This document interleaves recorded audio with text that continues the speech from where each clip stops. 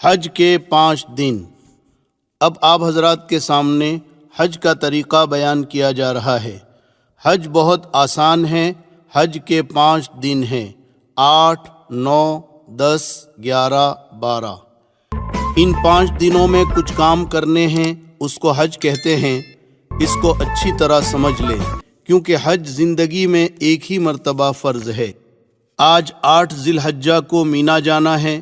یہ سفر آپ کا بس سے ہوگا، لہٰذا 7 ذی الحجہ کو عشاء کے بعد سے ہی تیاری کر لیں، کیونکہ حاجی زیادہ ہوتے ہیں تو معلم حضرات عشاء کے بعد سے ہی حاجیوں کو مینا لے جانا شروع کر دیتے ہیں۔ معلم کی ہدایت کے مطابق آپ تیاری کر لیں، اپنی تمام ضروریات سے فارغ ہو کر غسل کر لیں اور احرام باندھ لیں جیسے پہلے باندھا تھا۔ ایک چادر کو لنگی کی طرح پہن لے اور ایک چادر اوڑھ لے، اور جیسے پہلے سر ڈھانک کر 2 رکعت نماز پڑھی تھی اب بھی پڑھ لیں۔ پھر جب بس میں بیٹھ جائیں تو حج کی نیت کریں۔ اللہم انی ارید الحج فیسرہ لی وتقبلہ منی۔ اے اللہ، میں حج کی نیت کرتا ہوں، تو آسان فرما، قبول فرما۔ نیت کے ساتھ ہی 3 مرتبہ ذرا بلند آواز سے لبیک پڑھیں۔ لبیک اللہم لبیک، لبیک لا شریک لک لبیک، ان الحمد والنعمت لک والملک لا شریک لک۔ اور عورتیں آہستہ آواز میں لبیک پڑھیں۔ اب آپ کا احرام شروع ہو گیا اور وہ ساری پابندیاں لگ گئیں جو پہلے بیان کی گئی۔ اور جن حضرات کا حج افراد یا قران ہے، ان کا احرام تو پہلے ہی سے بندھا ہوا ہے۔ اب 10 یا 11 تاریخ کو قربانی کر کے جب سر کے بال منڈوائیں گے تب آپ کا احرام کھلے گا۔ اب آپ کو پہلے کی طرح ہر موقع پر چلتے پھرتے اٹھتے بیٹھتے خوب ذوق و شوق کے ساتھ اور اللہ کی عظمت و محبت کے ساتھ لبیک پڑھتے رہنا ہے۔ اور 10 ذی الحجہ کو بڑے شیطان کو جب کنکری ماریں گے تب تک یہ پڑھتے رہیں گے، اور یہ خیال کر کے پڑھنا ہے کہ میں حضرت ابراہیم علیہ السلام کی پکار کا اللہ کو جواب دے رہا ہوں اور اللہ میری بات سن رہا ہے۔ حج کا پہلا دن 8 ذی الحجہ۔ آج آپ مینا پہنچیں گے۔ 8 تاریخ کو ظہر سے پہلے تقریباً تمام حاجی مینا پہنچ جاتے ہیں۔ یہاں پہلے سے خیمے ٹینٹ لگے ہوتے ہیں۔ معلم کی بس آپ کو اپنے خیمے تک پہنچا دے گی۔ مینا جاتے وقت اس بات کا خیال رکھیں کہ 400-500 ریال ساتھ میں رکھ لیں اور بہت زیادہ سامان اور وزن اپنے ساتھ نہ لے جائیں، ورنہ آپ پریشان ہوں گے، کیونکہ یہاں آپ کو پیدل بھی چلنا پڑے گا۔ ضرورت کا سامان ضرور لے لیں، مثلاً 1 جوڑا احرام کی چادریں، ہوا کا تکیہ، لنگی، پلاسٹک کا مسلح، چٹائی، پردہ کرنے کے لیے چادریں، بریڈ، ستو، پھل، لوٹا، صابن، کنکریوں کی تھیلی، چپل رکھنے کی تھیلی وغیرہ۔ مینا جانے سے پہلے معلم کی بس کا نمبر اور مینا میں آپ کا خیمہ کہاں ہے اس کی معلومات کر لیں۔ اپنا تعارفی کارڈ ہر وقت اپنے ساتھ رکھیں۔ اپنے خیموں میں پہنچ کر اس بات کا پورا دھیان رکھیں کہ بے پردگی نہ ہو، اس لیے اگر ہو سکے تو خیمے کے ساتھیوں کو جوڑ کر حکمت و محبت کے ساتھ ان سے بات کر کے بیچ میں پردہ ڈال دیں تاکہ مستورات ایک طرف ہو جائیں اور مرد ایک طرف ہو جائیں۔ مینا پہنچ کر اپنے خیمے کا نمبر اور خیمہ کس روڈ پر ہے اسے بھی یاد کر لیں اور لکھ کر محفوظ کر لیں۔ مینا مکہ مکرمہ سے 3 میل کے فاصلے پر 2 طرفہ پہاڑوں کے درمیان بہت بڑا میدان ہے، جس میں پہاڑی رقبہ بھی ہے۔ پورے مینا کا مجموعی رقبہ 7 لاکھ مربع میٹر ہے، جس میں جمرات کی 5 منزلہ عالیشان عمارت بھی بنی ہوئی ہے۔ مینا میں آج آپ کو 5 نمازیں پڑھنی ہیں، ظہر، عصر، مغرب، عشاء اور 9 ذی الحجہ کی فجر۔ یہ 5 نمازیں اپنے خیموں میں باجماعت ادا کریں، بس اور کوئی کام آج مینا میں نہیں ہے۔ باقی وقت ذکر و دعا اور تسبیح و تلاوت میں اور حج کو سیکھنے میں گزاریں۔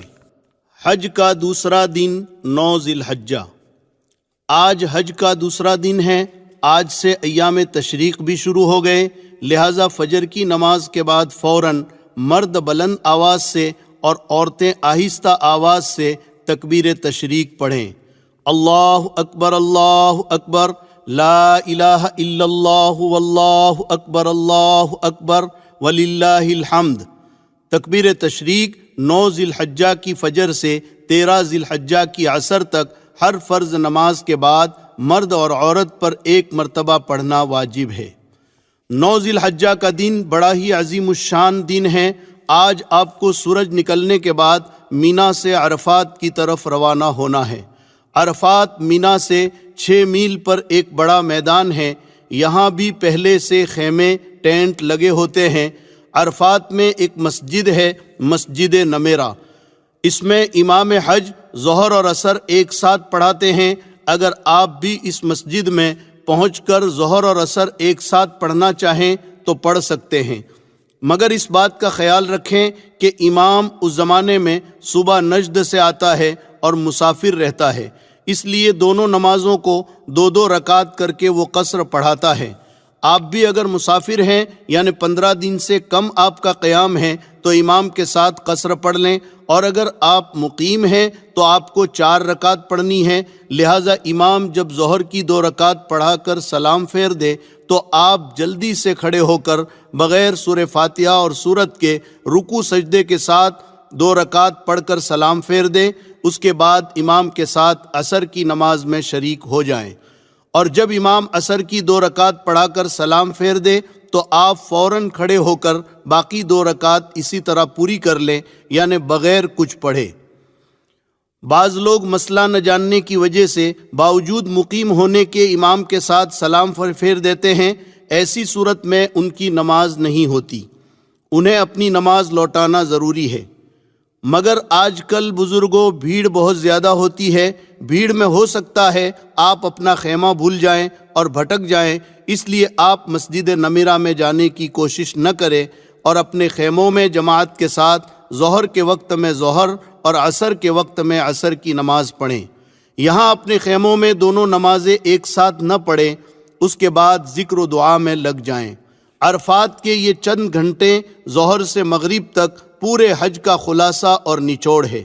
یہ دعاؤں کی قبولیت اور مغفرت کا دن ہے۔ اس دن میں اللہ تعالیٰ سمائے دنیا پر نزول فرماتے ہیں اور فرشتوں پر فخر کرتے ہیں کہ دیکھو میرے بندے ایک ہی حالت میں اس میدان میں بکھرے ہوئے ہیں، ایک ہی ترانہ ان کی زبان پر ہے، یہ مجھ سے توقع لگائیں، میرے سامنے ہاتھ اٹھا کر دعائیں مانگ رہے ہیں۔ اللہ تعالیٰ کہتے ہیں میرے فرشتوں ما اراد ہؤلائی، میرے یہ بندے کیا چاہتے ہیں، کیوں جمع ہوئے ہیں؟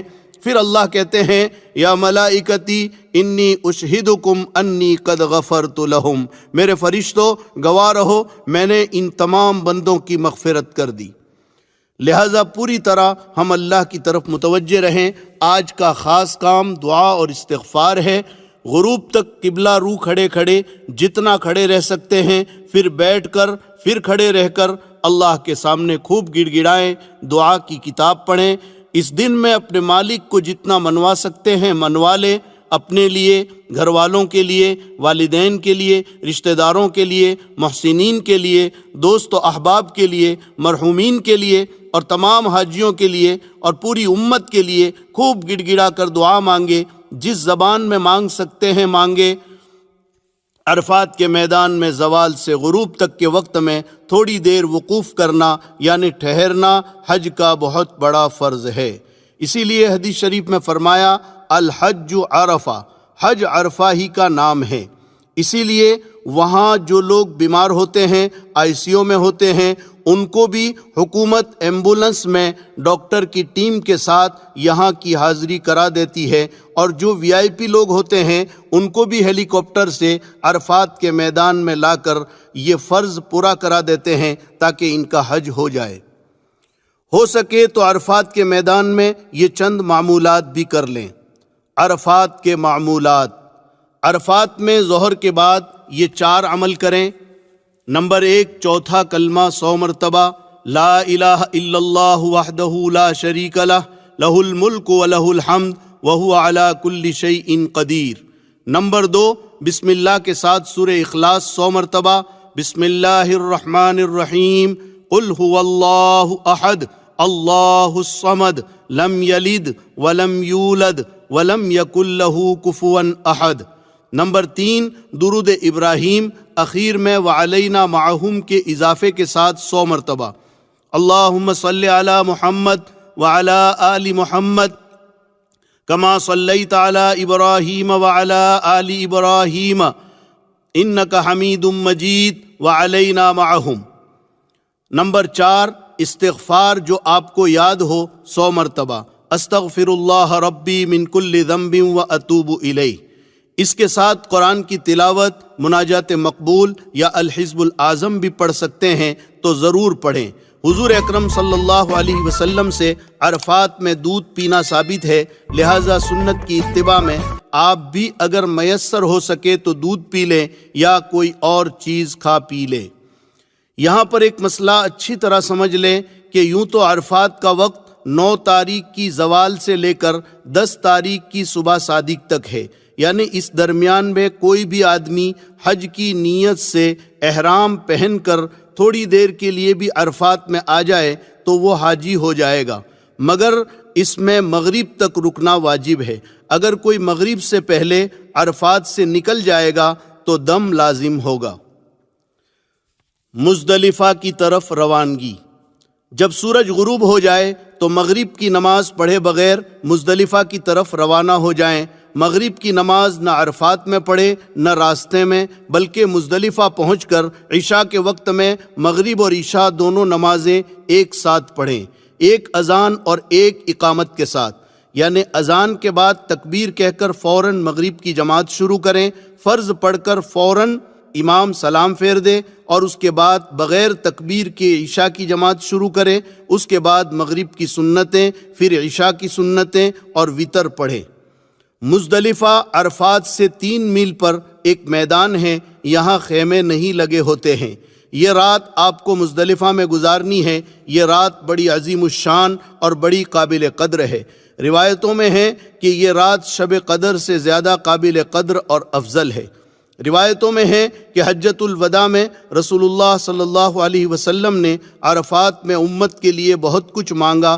اللہ تعالیٰ نے سوائے ایک دعا کے حضور صلی اللہ علیہ وسلم کی تمام دعائیں قبول فرما لی، لیکن مزدلفہ میں پہنچ کر آپ صلی اللہ علیہ وسلم نے خود گڑ گڑا کر اللہ سے دعائیں مانگی اور اسی دعا کو پھر مانگا جو عرفات میں مانگا تھا، تو یہاں پر اللہ نے وہ دعا بھی قبول فرما لی اور آپ امت کے انجام سے بہت ہی خوش اور مطمئن ہو گئے، اور شیطان کو دیکھا کہ بہت ہی واویلا کر رہا ہے اور اپنے سر پر مٹی ڈال رہا ہے۔ لہٰذا یہ رات بڑی عظیم ہے، اس کی ہمیں خوب قدر کرنی ہے۔ فجر کی نماز کے بعد سے سورج نکلنے کے قریب تک تھوڑی دیر مزدلفہ میں ٹھہرنا واجب ہے۔ فجر سے پہلے ہرگز مزدلفہ سے نہ نکلے ورنہ واجب چھوٹنے سے دم لازم آئے گا۔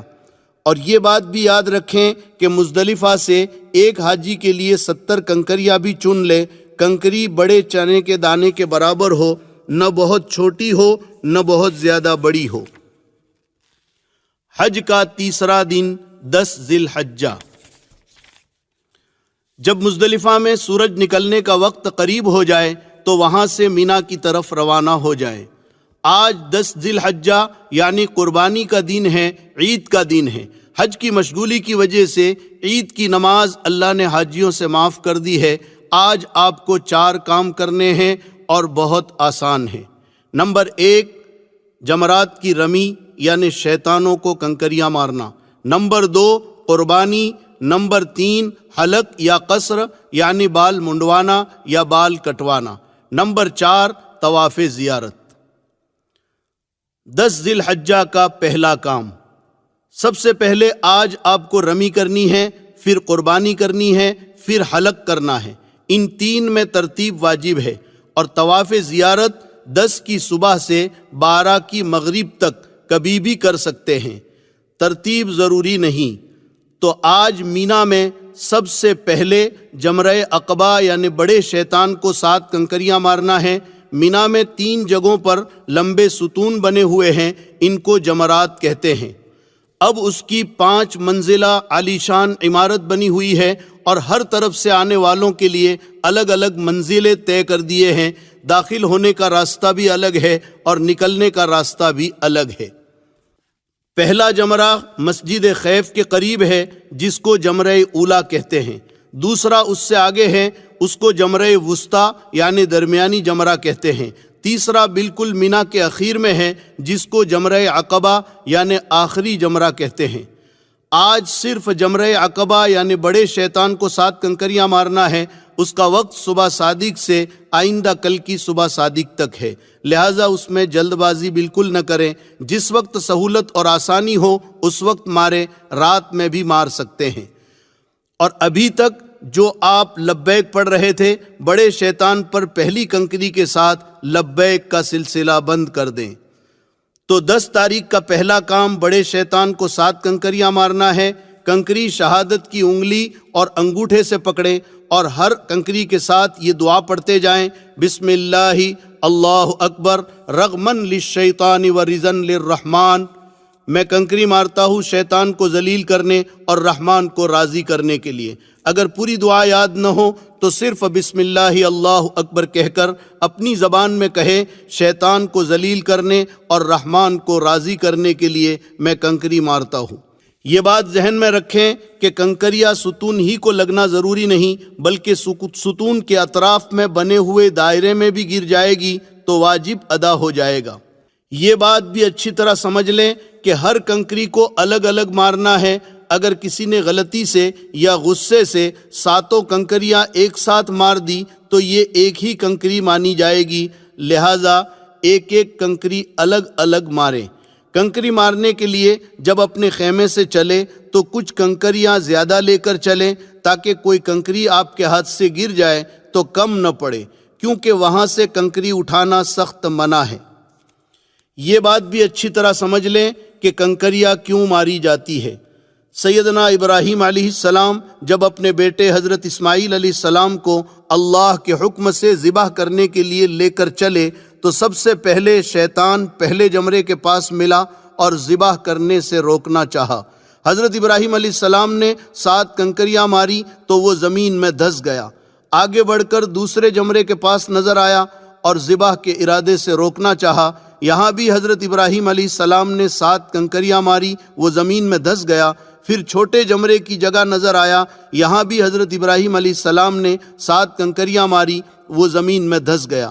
اللہ تعالیٰ کو اپنے بندے حضرت ابراہیم علیہ السلام کا اخلاص اور عاشقانہ عمل پسند آ گیا تو قیامت تک حاجیوں کو حکم دے دیا کہ تم بھی ان جگہوں پر میرے بندے ابراہیم کی نقل اتارو۔ دوسرے کی طرف سے کنکریاں مارنا کب جائز ہے؟ یہاں ایک مسئلہ سمجھ لیں، بہت سارے لوگ کسی دوسرے کو اپنا وکیل بنا دیتے ہیں، یہ وکیل بنانا کب جائز ہے؟ یاد رکھیں، کوئی آدمی ایسا بیمار، کمزور، بوڑھا یا اپاہج ہے جو چل نہیں سکتا ہے تو اس کی طرف سے دوسرے کو کنکری مارنے کے لیے نائب بنانا جائز ہے، یعنی اس کی کنکری دوسرا مار سکتا ہے۔ وہ دوسرا آدمی پہلے اپنی کنکری مارے پھر اس کی کنکری مارے۔ لیکن اگر کوئی مرد یا عورت تندرست ہے، صرف تھکان کی وجہ سے یا بھیڑ سے گھبرا کر دوسرے کو نائب بنا دے تو یہ ہرگز جائز نہیں ہے، بلکہ اسے اپنی کنکری خود اپنے ہاتھ سے مارنی پڑے گی۔ دوسرے کو اگر نائب بنا دیا تو یاد رکھیں یہ رمی نہ ہوگی اور دم واجب ہوگا۔ 10 ذی الحجہ کا دوسرا کام۔ 10 تاریخ کو جب آپ نے بڑے شیطان کو کنکریاں مار دی تو آج کا دوسرا کام قربانی کرنا ہے۔ آپ کا حج تمتع ہے تو آپ پر قربانی واجب ہے، اسی طرح قران کرنے والوں پر بھی واجب ہے، البتہ افراد کرنے والوں پر واجب نہیں، مستحب ہے۔ کر لیں تو اچھا ہے، نہ کرے تو کوئی حرج نہیں۔ یہ قربانی شکرانے کی ہے، اس کے علاوہ صاحب نصاب پر جو سالانہ قربانی ہے وہ تو باقی ہے، جو ہر صاحب نصاب پر واجب ہے، وہ بھی کرنا ہے۔ البتہ وہ قربانی آپ اپنے وطن میں بھی کروا سکتے ہیں، اور اگر حرم میں کرنا چاہیں تو یہاں بھی کر سکتے ہیں۔ بہرحال 10 تاریخ کو رمی سے فارغ ہو کر کسی معتمد آدمی سے قربانی کروائیں، اس کی ترتیب پہلے ہی سے کر لیں۔ قربانی میں وہاں بہت گڑبڑ ہوتی ہے، لہٰذا اطمینان والے آدمی کو قربانی دے اور اس کا نمبر لے لیں، پھر رمی کر کے اس کو فون کر دیں تاکہ وہ قربانی کر لے، پھر اس کے بعد آپ حلق کریں۔ 10 ذی الحجہ کا تیسرا کام۔ قربانی کے بعد آپ حلق یا قصر کروا لیں۔ حلق یعنی سر کے بال اس طرح سے صاف کرنا اور قصر یعنی سر کے بال قینچی یا مشین سے کاٹنا۔ اس کے بغیر آپ کا احرام نہیں کھلے گا۔ اس کا طریقہ یہ ہے کہ پورے سر کے بال منڈوا دیے جائیں یا پورے سر کے بال برابر کر کے کٹوا دیے جائیں۔ حلق کرنا قصر سے زیادہ بہتر ہے، اس کا ثواب زیادہ ہے۔ آپ حرم میں دیکھیں گے کہ لوگ مختلف طرح سے حلق اور قصر کرتے ہیں۔ آپ دیکھا دیکھی بالکل نہ کریں، مسئلہ اچھی طرح سمجھ لیں۔ اگر آپ کے سر کے بال بڑے ہیں تو آپ قصر کر سکتے ہیں، یعنی بال قینچی سے کاٹ سکتے ہیں، مگر لمبائی میں کم از کم انگلی کے پور کے برابر کٹنا ضروری ہے۔ اور اگر آپ کے سر کے بال انگلی کے پور سے چھوٹے ہیں تو پھر حلق واجب ہے۔ قینچی سے کاٹنے سے احرام نہیں کھلے گا۔ عورتیں اسی طرح سے بال کاٹیں جس طرح عمرے میں سعی کے بعد بال کاٹے تھے، یعنی بالوں کے نیچے کے حصے سے ایک پور کے برابر بال کاٹیں۔ بہرحال 10 ذی الحجہ کو جب آپ نے شیطان کو کنکری بھی مار لی، قربانی بھی کر لی اور سر بھی منڈوا لیا تو اب آپ کا احرام ختم ہو گیا۔ اب آپ سلے ہوئے کپڑے پہن سکتے ہیں اور وہ سب چیزیں حلال ہو گئی جو احرام کی وجہ سے حرام تھی۔ مگر ایک پابندی ابھی بھی باقی ہے کہ بیوی ابھی حلال نہیں ہوئی۔ جب طواف زیارت کر لیں گے تو بیوی بھی حلال ہو جائے گی۔ یہاں نوجوانوں سے بعض مرتبہ غلطی ہو جاتی ہے، وہ حلق ہو جانے کی وجہ سے سمجھتے ہیں کہ ہم حلال ہو گئے اور بیوی سے صحبت کر بیٹھتے ہیں۔ یاد رکھیں، اگر ایسی غلطی ہوئی تو ایک قول کے مطابق بڑا دم لازم ہوگا، یعنی بڑے جانور کی قربانی کرنا پڑے گا، لہذا اس کا خیال رکھیں۔ 10 ذی الحجہ کا چوتھا کام 10 ذی الحجہ کا چوتھا کام طواف زیارت ہے۔ یہ حج کا فرض ہے۔ طواف زیارت 10، 11، 12 ان 3 دنوں میں کبھی بھی کر سکتے ہیں۔ رمی، قربانی اور حلق ان تینوں سے پہلے بھی، درمیان میں بھی اور بعد میں بھی کر سکتے ہیں۔ البتہ افضل یہ ہے کہ طواف زیارت رمی، قربانی اور حلق کے بعد کیا جائے۔ یہ طواف بھی ویسا ہی ہے جیسے عمرے کا طواف آپ نے کیا تھا کہ حجر اسود کے استلام یعنی بوسے سے طواف شروع ہوگا، 7 چکر ہوں گے۔ البتہ یہ طواف چونکہ عام طور پر اپنے کپڑوں میں ہوتا ہے، اس لیے کہ حاجی قربانی کر کے حلق کروا لیتا ہے اور احرام اتار دیتا ہے، تو اس میں استباح نہ ہوگا، مگر یاد رکھیں رمل اس میں بھی ہوگا۔ لیکن اگر قربانی کر کے آپ نے حلق نہیں کیا اور احرام میں ہی آ کر طواف زیارت کر رہے ہیں یا رمی اور قربانی سے پہلے طواف زیارت کر رہے ہیں تو 7 چکروں میں استباح ہوگا، یعنی داہنے بغل سے احرام کی چادر نکال کر بائیں کندھے پر ڈالیں گے، جیسے شروع میں عمرے کے وقت آپ نے کیا تھا۔ اگر ایک ہی دن میں یہ چاروں کام نہ ہو سکے تو کوئی حرج نہیں، آج شیطان کو کنکری مار لیں، پھر قربانی اور حلق کر لیں، طواف زیارت دوسرے دن کریں۔ اگر اتنا بھی آپ کو مشکل لگ رہا ہے تو صرف بڑے شیطان کو آج کنکریاں مار لیں، دوسرے دن قربانی اور طواف زیارت کر لیں۔ یاد رہیں کہ جب تک حلق نہ کر لیں احرام نہیں اترے گا۔ طواف زیارت کے بعد سعی۔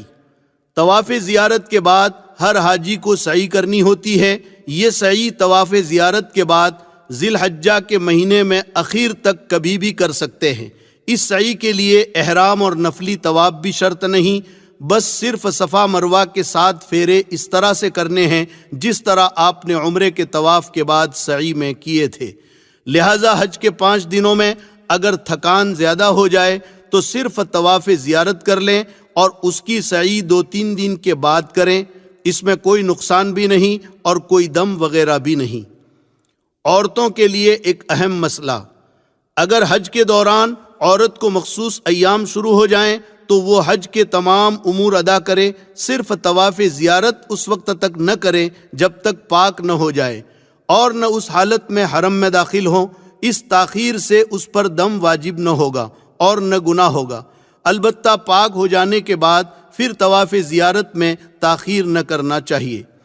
اور اگر حج میں مخصوص ایام اخیر میں شروع ہوئے اور طواف زیارت نہ کر سکی اور حج کے فوراً بعد اس کی روانگی کا وقت بھی آ گیا اور ابھی اس کے ذمے طواف زیارت باقی ہے تو یہ عورت کیا کرے گی؟ تو اس میں آپ اچھی طرح مسئلہ سمجھ لیں کہ حج کے بعد عورت کا قافلہ روانہ ہو رہا ہے، اور اس کے لیے رکنے کی کوئی شکل نہیں ہے، تو اس عورت کے لیے مسئلہ یہ ہے کہ اسی ناپاکی کی حالت میں کپڑا اچھی طرح لپیٹ کر استغفار کرتے ہوئے طواف زیارت کر لیں اور اس کے بعد حرم میں بڑے جانور کی قربانی کرا دیں۔ حج کا چوتھا دن 11 ذی الحجہ۔ آج حج کا چوتھا دن ہے۔ آج آپ کو زیادہ کام نہیں کرنا ہے۔ اگر 10 تاریخ کو قربانی کی تھی اور طواف زیارت نہیں کیا تھا تو اس کو آج کر لیں، اور اگر کر لیا تھا تو ٹھیک ہے۔ آج کا خاص کام تینوں شیطانوں کو 7 کنکریاں مارنا ہے۔ اس کا وقت زوال کے بعد سے صبح صادق تک رہتا ہے، لہٰذا اس میں جلد بازی بالکل نہ کریں۔ پہلے چھوٹے شیطان کو 7 کنکریاں ماریں۔ ہر کنکری کے ساتھ یہ دعا بھی پڑھتے جائیں جو پہلے بتائی تھی، بسم اللہ اللہ اکبر رغمن للشیطان ورضن للرحمن۔ شیطان کو ذلیل کرنے کے لیے اور رحمان کو راضی کرنے کے لیے میں کنکری مار رہا ہوں۔ چھوٹے شیطان کو 7 کنکریاں مار کر مجمع سے تھوڑا ہٹ کر قبلہ رو ہو کر ہاتھ اٹھا کر دعا کریں، یہ دعا کی قبولیت کی جگہ ہے۔ پھر درمیانی شیطان کو اسی طرح 7 کنکریاں ماریں، پھر مجمع سے تھوڑا ہٹ کر دعا کریں، یہ بھی دعا کی قبولیت کی جگہ ہے۔ پھر بڑے شیطان کو بھی ترتیب وار 7 کنکریاں ماریں اور یہاں دعا نہ کریں۔ اس کے بعد رات مینا میں ہی گزاریں۔ حج کا 5واں دن 12 ذی الحجہ۔ اگر کسی وجہ سے 10 اور 11 کو آپ قربانی اور طواف زیارت نہیں کر سکیں تو آج اس سے فارغ ہو جائیں۔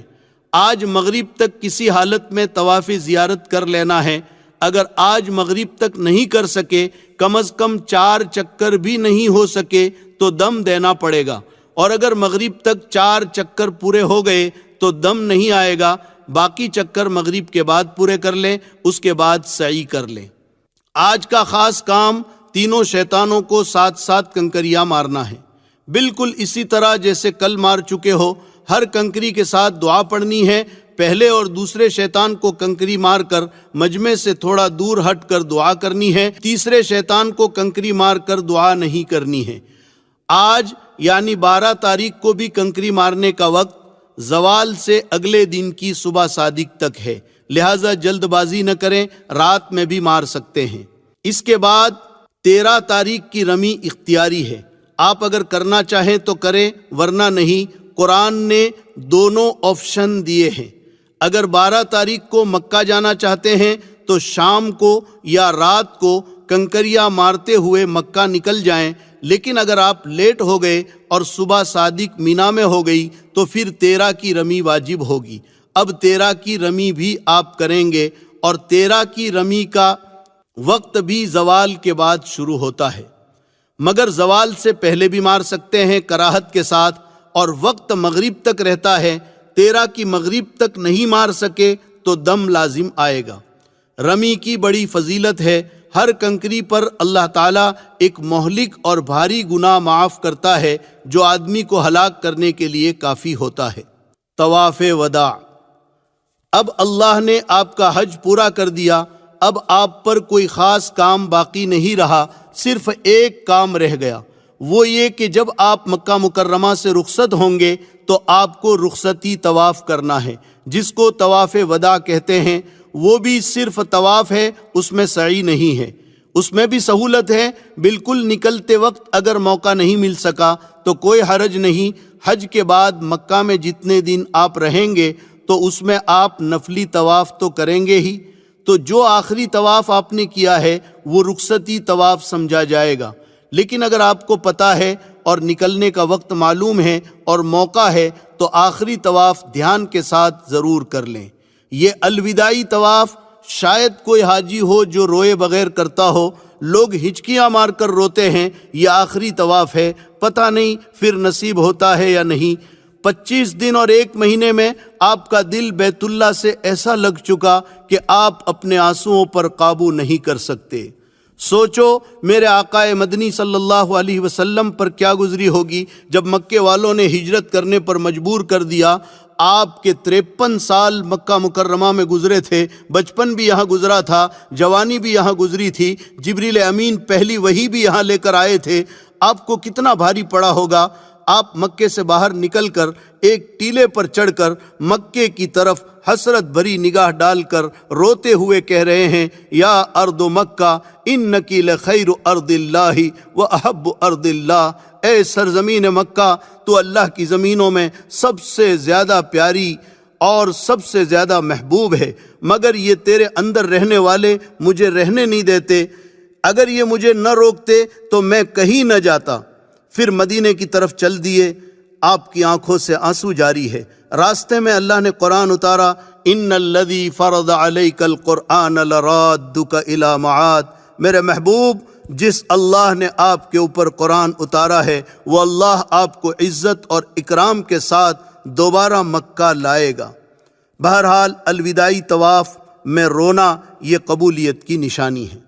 اب آپ کو جو دن مکہ مکرمہ میں رہنے کے لیے مل جائیں اس کو خوب غنیمت سمجھیں اور اللہ کا شکر ادا کریں کہ اللہ نے آپ کو یہ سعادت نصیب کی ہے۔ دن رات میں جتنا ہو سکے نفلی طواف کریں، نفلی عمرہ کریں، اپنے لیے، والدین کے لیے، محسنین کے لیے، رشتہ داروں کے لیے اور پوری امت کے لیے دعائیں کریں۔ بڑی مبارک جگہ ہے جہاں انبیاء علیہم السلام کے قدم پڑے ہیں، نبیوں کے سردار تاجدار مدینہ محمد الرسول اللہ صلی اللہ علیہ وسلم کے مبارک قدم پڑے ہیں، صحابہ کرام اور اللہ والوں کے قدم پڑے ہیں۔ حجر اسود جنت کا پتھر ہے، اس کو بوسہ دے، ملتزم سے چمٹ کر رو رو کر دعائیں کرے۔ حتیم جو خانہ کعبہ کا حصہ ہے اس میں نماز پڑھے، محبت و عظمت سے اللہ کے گھر کو صرف دیکھتے ہی رہے، کیا پتہ ان مبارک جگہوں پر پھر حاضری کی سعادت میسر آتی ہے یا نہیں۔ کتنے لوگ امیدیں لے کر دنیا سے چلے گئے اور موقع نہیں مل سکا، اور اللہ نے آپ کو سنہرا موقع دیا ہے، اس لیے اس کو خوب غنیمت سمجھیں اور اللہ کی رحمتوں اور نعمتوں کو جتنا لوٹ سکے لوٹیں۔ مزے لوٹوں کلیم اب بن پڑی ہے، مزے لوٹو کلیم اب بن پڑی ہے، بڑی اونچی جگہ قسمت لڑی ہے۔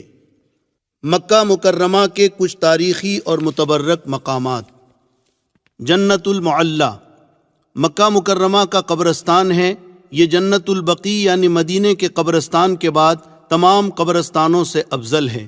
ہزاروں صحابہ کرام اور اولیاء عظام اس قبرستان میں مدفون ہیں۔ حضور اکرم صلی اللہ علیہ وسلم کی پہلی بیوی حضرت خدیجۃ الکبریٰ رضی اللہ تعالی عنہا بھی اسی قبرستان میں مدفون ہے۔ اس کی زیارت بھی مستحب ہے۔ جبل ابو قبیس مسجد حرام سے باہر صفا سے متصل ایک پہاڑ ہے، جس پہاڑ پر چڑھ کر حضور اکرم صلی اللہ علیہ وسلم نے قریش کو اسلام کی پہلی دعوت دی تھی۔ یہاں بنو ہاشم آباد تھے اور اسی پہاڑ کے ایک حصے میں وہ گھاٹی تھی جس میں 3 سال تک حضور اکرم صلی اللہ علیہ وسلم کے ساتھ بنو ہاشم کا بائیکاٹ ہوا تھا۔ صفا سے ملے ہوئے پہاڑ کے اس حصے میں آج شاہی محل بنا ہوا ہے، جبکہ سامنے والے حصے میں حکومت نے سرنگیں نکالی ہے۔ تصویر میں آپ دیکھ رہے ہیں۔ روایتوں میں ہے کہ یہ وہ پہاڑ ہے جس کو کائنات کی تخلیق کے وقت اللہ تعالیٰ نے سب سے پہلے پیدا کیا تھا۔ مولد النبی یہ وہ جگہ ہے جہاں حضور اکرم صلی اللہ علیہ وسلم کی پیدائش ہوئی۔ صفا مروہ سے باہر والے صحن کے سامنے کے حصے میں جو عمارت اور لائبریری ہے، یہ وہی مبارک جگہ ہے جہاں آقا مدنی صلی اللہ علیہ وسلم کی پیدائش ہوئی۔ غار حرا اس کو جبل نور اور جبل حرا بھی کہتے ہیں۔ اسی کے اوپر وہ غار ہے جہاں حضور اکرم صلی اللہ علیہ وسلم نبوت ملنے سے پہلے قیام فرماتے تھے، اور اسی غار میں جبریل امین پہلی وحی لے کر آئے تھے۔ اس پر یہ آیتیں بھی لکھی ہوئی ہے، اقرأ بسم ربک الذی خلق خلق الانسان من علق۔ یہ پہاڑ اپنی مخصوص اور نمایاں شکل کی وجہ سے دور ہی سے پہچانا جاتا ہے کہ یہ جبل نور یا جبل حرا ہے۔ غار ثور ہجرت کے سفر میں آپ صلی اللہ علیہ وسلم نے حضرت ابوبکر صدیق کے ساتھ 3 دن اسی غار میں قیام کیا تھا۔ یہ غار جبل ثور میں واقع ہے۔ یہ پہاڑ مکہ مکرمہ سے تقریباً 6 میل کے فاصلے پر ہے۔ دار ارقم یہ حضرت ارقم ابن ابی الارقم رضی اللہ تعالیٰ عنہ کا وہ مکان ہے جہاں اسلام کے ابتدائی زمانے میں صحابہ کرام حضور اکرم صلی اللہ علیہ وسلم کے ساتھ چھپ کر نماز پڑھا کرتے تھے، قرآن اور دین کی باتیں سیکھا کرتے تھے۔ اب یہ مکان سعی کی جگہ میں تبدیل ہو گیا ہے۔ اسی جگہ حضرت عمر رضی اللہ تعالیٰ عنہ اسلام لائے تھے۔ مصعب ابن عمیر بھی اسی جگہ آ کر مسلمان ہوئے تھے۔ مسجد جن، طائف سے واپسی پر مکہ مکرمہ سے قریب آپ صلی اللہ علیہ وسلم نے نماز پڑھی تھی تو قرآن سن کر جنات جمع ہو گئے تھے اور مسلمان ہو گئے تھے۔ اس جگہ پر مسجد جن بنی ہوئی ہے جو دو سڑکوں کے بیچ میں ہے۔ حرم شریف سے شعب عامر کی طرف آتے وقت محلہ شعب عامر اور محلہ سلیمانیہ کے درمیان سڑک پر نظر آتی ہے، وہی مسجد جن ہے۔ مسجد رایا، رسول اللہ صلی اللہ علیہ وسلم نے فتح مکہ کے دن اس جگہ فتح کا جھنڈا نصب کیا تھا۔ جنت المعلی کے راستے میں ہے۔ اس جگہ اب مسجد بنی ہوئی ہے، اسی کو مسجد رایا کہتے ہیں۔ تنعیم، جس جگہ سے حجۃ الوداع کے سفر میں حضرت عائشہ رضی اللہ تعالیٰ عنہا نے احرام باندھ کر اپنے بھائی حضرت عبد الرحمن کے ساتھ عمرہ کیا تھا، اس جگہ اب مسجد بنی ہوئی ہے جس کو مسجد عائشہ کہتے ہیں۔ مکہ مکرمہ سے شمال کی جانب 3 میل پر ہے۔ مسجد خیف، مینا میں ایک بڑی مسجد ہے۔ کہتے ہیں کہ اس میں 70 انبیاء کرام علیہم السلام مدفون ہیں۔ مسجد نمیرہ، عرفات کے کنارے پر بڑی مسجد ہے جس کو مسجد نمیرہ کہتے ہیں۔ مسجد کا خوشنما منظر آپ تصویر میں دیکھ رہے ہیں۔ مسجد مشعر الحرام، مزدلفہ میں بڑی مسجد ہے۔ حجۃ الوداع کے سفر میں حضور اکرم صلی اللہ علیہ وسلم نے پوری رات اسی جگہ گزاری تھی، اب یہاں مسجد بنی ہوئی ہے۔ مسجد استراحہ، مینا سے واپسی پر مکہ مکرمہ میں داخلے سے پہلے جو محلہ معابدہ ہے اسی علاقے میں ایک مسجد ہے۔ 13 ذی الحجہ کو حج سے واپسی پر رسول اکرم صلی اللہ علیہ وسلم نے ظہر عصر پڑھی تھی اور کچھ دیر آپ نے آرام بھی کیا تھا، اس لیے اس کو مسجد استراحہ کہتے ہیں۔